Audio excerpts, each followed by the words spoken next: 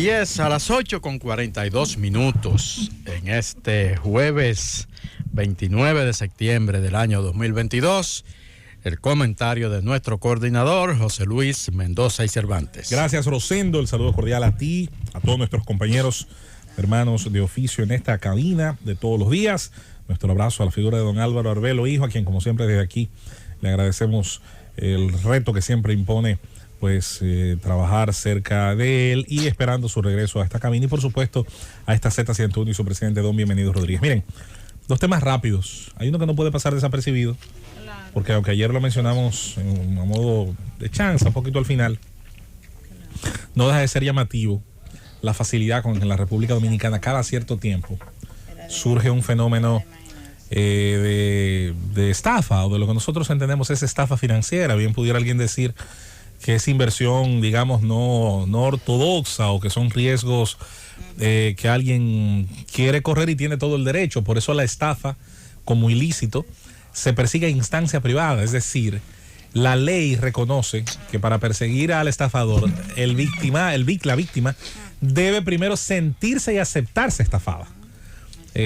Producto de que la libertad financiera permite que si usted le venden un solar en la luna o un certificado de salvación en los cielos y usted está conforme con el título del solar en la luna y con el certificado de salvación en los cielos, nadie puede hacer nada a favor de usted, porque usted no se siente estafado.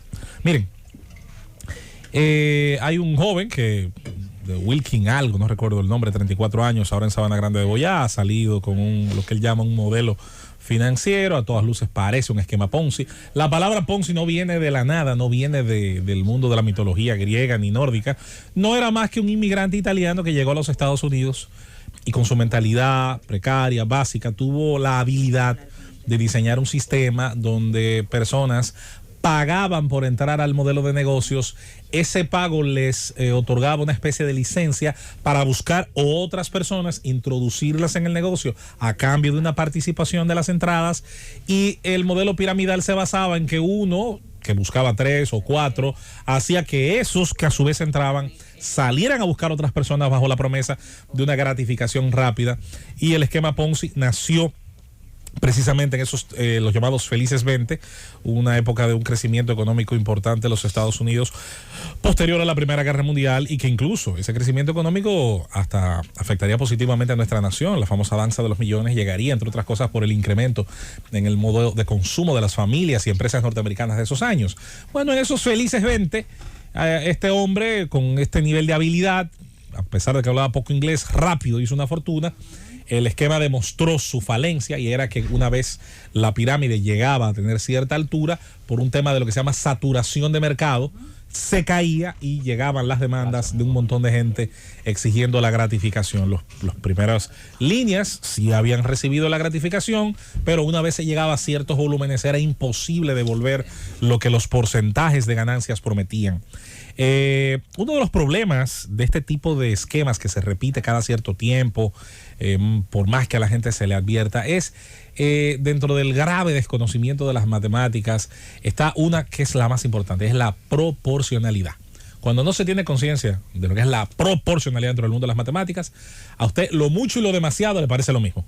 Y como todos deseamos tener riqueza y mucha, que no está mal y no es inmoral, sobre todo si se obtiene a través del trabajo, del ingenio, del talento, incluso el factor azar, ¿por qué no? Ahora, cuando lo mucho se promete sobre la base de un imposible matemático, ya que no hay proporcionalidad en tasas de crecimiento, en promesas de beneficio, entonces lo normal sería que el criterio, claro, cuando éste es educado, cuando éste se nutre de información, de experiencia, sería que la gente no vuelva a caer. Pero mientras se está ocurriendo lo de Mantequilla en Sabana Grande de Boyá, recién acaba de cerrar Invest World en La Romana, que también tenía un esquema piramidal. Y ahí está la gente con las manos en la cabeza, pero no hace mucho de Telex Free. Pero todavía está en los tribunales, que fue recién enviado para iniciar el juicio preliminar, el caso de Johnny Portorreal y la famosa caso de los Rosarios. Basado en que, señores, según la historia, a todas luces incomprobable, y donde el solo hecho de tener un criterio de la proporcionalidad matemática haría que cualquier persona, sin necesidad de un doctorado en economía, en Yale ni en London School, rechace lo que se le propone solamente sobre el hecho de, primero, tener una idea de que lo demasiado es sospechoso, de que lo desproporcional es sospechoso, pero luego de que lo que no puede y no tiene citas históricas que lo avalen, pues tiene claramente pues la sospecha de ser una estafa. En ese sentido... Decir, José Luis, sobre ese tema, que la Superintendencia de Banco ha hecho un llamado específico y contundente para la persona que se están animando a ese tipo de inversión. El superintendente de bancos, Alejandro Fernández W., dijo que eso simplemente es una estafa. Así es. Y esa instrucción que da la superintendencia de bancos, insisto, no puede pasar de ahí, porque no hay manera. Y créanme que este es uno de los temas más polémicos, incluso lo hemos discutido en las redes. La ley no puede sustituir el criterio individual. Claro. A usted se le puede alertar, se le puede educar, a usted lo alertan, se le puede instruir. De ahí para allá usted sabe. Pero de ahí a usted que llevarle al que multiplica, al del lingote de oro, al que un sombrero lo mete y lo... Por Dios. Mira, déjame decirte, ustedes son muy jóvenes todos. Para el elevador de la atalaya. Pero aquí funcionaban muchas oficinas de estas de inversiones que ofrecían unos intereses altísimos. Nada parecido a lo de los bancos comerciales. Uh-huh. En mi familia incluso fuimos afectados por eso, porque mi papá una vez creyó en eso y lo asaltaron, por lo menos en 2 ocasiones. Entonces, ofrecían unos intereses y los 3-4 primeros meses, sí, todo color de rosa. Como todo esquema Ponzi. De repente se declaraban en quiebra. Uh-huh. Y aquí hubieron ejemplos muy sonoros.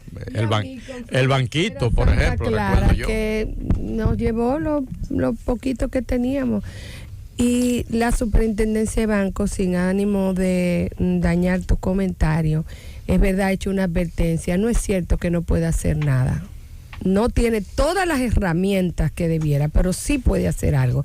Ahora dice que va a dictar un reglamento para pues castigar los esquemas Ponzi. Ojalá que sea. Yo tengo mis... Ojalá que sea. Yo tengo mis... yo soy muy escéptico de lo que pueda lograrse vía reglamento, porque, insisto, el mejor reglamento del mundo en los países con capital fuerte no puede impedir de ninguna manera que la gente tome riesgos.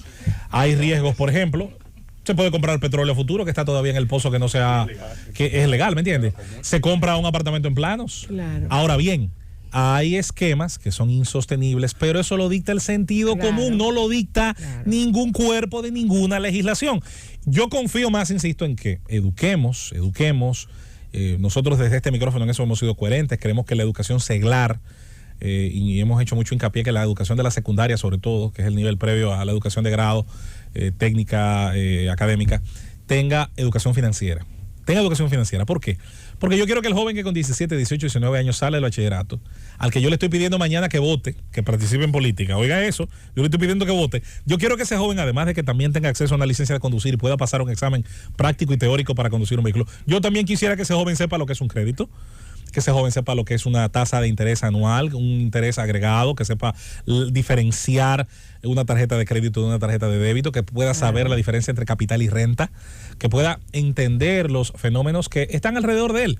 No que aprenda macroeconomía, ni que pueda desafiar la nueva teoría económica de Juan Ramón Rayo. No se trata de eso. Luego, si quiere estudiar economía profunda, bueno, pues que lo haga. Pero insistimos en que debe haber una educación popular, masiva. Así como los jóvenes, hoy usted le pregunta la diferencia entre el sistema operativo de los celulares de Android y de Apple y te dan una cátedra y te dicen cómo se instala una aplicación y te dicen la diferencia extraordinaria entre utilizar una base y otra de un videojuego. Este no es bruto, este es un contable con conocimiento, ya de él están diciendo, es el único que ha ayudado a este pueblo, le da medicina, le paga la mensualidad a la gente, le arregla la casa y le da para estudiar. Uno invirtió 3,000 y a los 15 días le devolvieron $6,000. Entonces no es solo que estén defraudando, hay que investigar más allá ahí. Sin duda. Ahí puede haber lavado de activos, puede haber lo que sea. Pero volvemos a lo mismo, Susana, que es un gran reto. Que es un reto para el Ministerio Público. Cuando la víctima no se siente víctima, no se siente estafado. Y todo lo contrario, cree que el sistema está sí. conspirando para quitarle ganancias legítimas. Pero ayer yo le llamé ya a los mantequillenials, a los seguidores de mantequilla. Ayer estaban los mantequillenials alrededor de él aplaudiéndole y pidiéndole al Estado que le devolviera. Que por cierto, yo creo que le van a igual a descongelar las cuentas. ¿No? Para mí no es. Mantequilla, ¿verdad? Sí, mantequilla. Los mantequillenials estaban ayer alrededor de su líder de una forma tremenda. Miren, señores. Atención. Allá en Sabana Grande de Boyá, úntenle otro tipo de mantequilla a ese pan. Bueno. Llévense del superintendente de bancos. Nada fácil. Miren, señores, en los segundos que nos restan, queremos decir, como una forma de hacer una previa a lo que va a ser un programa especial, que yo sé que va a ser muy interesante. La Z va a tener y tendrá, sin dudas, en estos meses mucha actividad. Y una de ellas va a ser para mí un reto.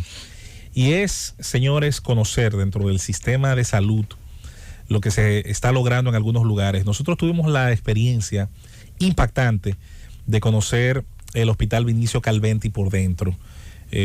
Los Alcarrizos debe ser una de las zonas del Gran Santo Domingo que en las estadísticas y en los levantamientos de violencia, criminalidad, embarazos de adolescentes y en muchos otros aspectos casi siempre peor sale de todo el anillo que rodea el Distrito Nacional. Y eso tiene razones.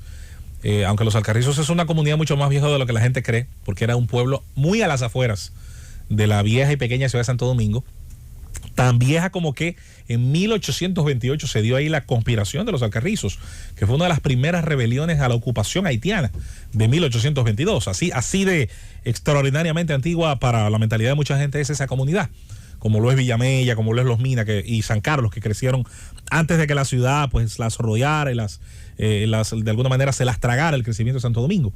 En el caso de esta zona, falta de planificación, hacinamiento, crecimiento incontrolado de toda esta urbe, falta de servicios públicos de calidad, pues le ha dado a los Alcarrizos muy penosamente una fama, sobre todo a través de todos estos hechos que ocurren. Bueno, nosotros conocimos el trabajo que ha estado haciendo el doctor Alfaro Pla. Lo que pasa es que la capital dominicana termina en el 9 de la Duarte. El país termina en el 9 de la Duarte casi. Eso ha ido cambiando mucho. El que vive de ahí para abajo vive prácticamente en una zona rural. Y bueno, eso ha cambiado mucho. El crecimiento inmobiliario en un momento dado del país centró la mayoría. José Luis, cuando tú hablas de los Alcarrizos, 1800, ¿cuánto fue? 1800 ¿cuánto? 28. Pero el que vive en Pantoja, vive en la capital. Cuando tú hablas, ¿a dónde fue que hicimos un programa en estos días? Que estábamos en Pantoja. En Pantoja. En Ato Nuevo de Pantoja. Por ahí lo que hay todavía son fincas de vaca. Bueno, oye, por ahí hay muchos apartamentos. Allí mismito, sí, hay verdad, un crecimiento inmobiliario. Zonas rurales, José Luis, eso es increíble. Pues está bien. En esa zona rural, entonces, donde vive más de 1 millón de dominicanos. Digo, creo yo. No. Porque mira, no se trata de convencer a nadie. Por donde yo paso y veo una finca con 5 vacas, eso es una zona suburbana. Exacto. Que es diferente. Pero, de todos modos, a lo que voy es a lo que ahí ha estado ocurriendo, señores. Ver un hospital público donde el nivel de servicio, y nosotros lo veremos con nuestros propios ojos, que es lo más importante, porque estaremos pronto en un programa especial desde ahí. Ver el nivel de compromiso de la clase médica que ahí trabaja, muchos de ellos oriundos de la misma zona y bajo la dirección de un doctor que ha decidido apostar, aunque eso tiene su precio, nos explicaba él, que a veces es muy difícil, sobre todo intentar cambiar una cultura, señores, de robo directamente de lo público, hay que decirlo, de asalto a las farmacias y a los almacenes, muchas veces nuestros hospitales, cambiar esa cultura, defender a veces a riesgo incluso de sangre, ese candado que cierra esa puerta de un equipo médico que con mucho esfuerzo el Estado ha adquirido para beneficio de los más humildes, el tema de la limpieza, de la higiene, de la asepsia, que tiene un costo y es parte del mantenimiento diario consuetudinario de nuestros hospitales y que muchas veces no se cumple. Yo recuerdo, ¿sabe por qué yo recordaba en una época? Estoy hablando de los años 90, temprano, cuando uno pasaba por el Darío Contreras, era el olor a sangre. Mira, yo hice un comentario a raíz precisamente de una denuncia que hacía el doctor Alfaro, no sé si te acuerdas, aquí mismo en la Z, y destacaba su valentía y la forma en que estaba afrontándolo. Cuando comenzó a limpiar la nómina e identificar a personas que estaban en nómina y estaban recibiendo su salario sin hacer un trabajo en el extranjero o simple y sencillamente no cumplían el horario conforme a las reglas que debían cumplir todos los demás, pero ese grupo de privilegiados no. Ahí comenzó a tener críticas y ataques injustificados. Pleitos con políticos porque sus empleados que le nombraban por compromiso, entonces le defendían la idea de que no fueran a trabajar. Luego está el tema de los médicos de su propio gremio, porque hay que cumplir los horarios, porque los médicos, que la mayoría sabemos son muy serios, pero los hay también que gustan de estar en la nómina, y si el contrato, el acuerdo habla de unas horas o habla de unos días, entonces no los cumplían, y luego hacer que los cumplan convierte a ese director de ese hospital en enemigo de su propio gremio, y luego vienen las visitas de gente del gremio, que qué es lo que está pasando, que no se puede molestar a la clase médica, que entre bomberos no se pisa la manguera se le desolla al que no. Pero José Luis, mira, hay una práctica se le desuella, que la conozco y hablo con conocimiento de causa, que dañan los aparatos o inhabilitan los aparatos, por ejemplo, de rayos X, cuando yo mencioné el candado ahorita, la resonancia, para poder hacer negocio en sus establecimientos privados. No cumplen el horario en su hospital para ir a hacer negocio en sus clínicas privadas. Eso es una práctica que entiendo médicos o directores como el doctor Alfaro están poco a poco ayudando a descontinuar. Me da gusto saber, y sobre todo hace unos días tuvimos una visita en el caso del director del Darío Contreras, y vamos a tener nosotros la presencia, sé que, insisto, los compañeros lo verán con los propios ojos, como lo pude ver yo, el conocimiento de las áreas, de este cambio, y como dice él, de lo que falta, porque la obra no está terminada en el sentido de que hay que cambiar una cultura. Lo público puede ser eficiente con mucho esfuerzo, con denuedo, con sacrificio, pero se debe defender lo que cada centavo, señores, de lo que los dominicanos generamos en nuestros impuestos, que son muchos, pues lo que produce, sobre todo en términos de infraestructura de salud, debe producir. Lo vivimos con nuestros propios ojos, nos tocó ver a pacientes, nos tocó ver a médicos, nos tocó ver personal administrativo. Detrás, insisto, ese liderazgo, y eso yo creo que debe ser copiado, debe ser calcado, no debe depender de la individualidad, que es el problema dentro de lo bueno. Pero eso, ¿qué te digo? Eso viene repitiéndose, ese nuevo modelo, ¿verdad? Y esa nueva estructura o infraestructura hospitalaria del país, a partir de ese proceso que se inició en la pasada administración gubernamental de intervenir 56 hospitales. Y hay que ver, yo tuve la oportunidad de ir a diferentes hospitales en diferentes partes del país, la transformación que sufrieron estos hospitales de manera positiva y el impacto que tuvieron y que han tenido. Pero hay un detalle en cada una de las comunidades que están enclavadas. Hay un detalle, si tú invertías millones en los hospitales, lo cual está muy bien, y luego el manejo del día a día, que es lo que tienen los directores sobre sus hombros, no limita, insisto, el robo de insumos, no limita el descuido de áreas, no limita... Habría que ver en la administración. En el caso que... bueno, porque ese es precisamente el centro de nuestro comentario. La labor del administrador, y cómo al frente de un hospital que puede ser renovado, como puede ser antiquísimo, eso hace la diferencia. Y claro, lo ideal sería infraestructura nueva, pero con una dirección responsable, con una dirección que pueda cuantificar equipos, insumos, el dinero que recibe, pero que pueda defender luego la calidad de los servicios que se generan ahí, sobre todo para esas masas que van ahí no porque, o que dejan de ir a los hospitales, como una vez se dijo, porque eran parejeros. No, los dominicanos van a donde pueden, a donde van a recibir el servicio más humano posible. A veces, a falta de buenas estructuras públicas, tienen que ir a clínicas que no son necesariamente de excepción, pero con buenos hospitales, esto sin duda es que sería bastante distinto. Llévatelo, Cundo.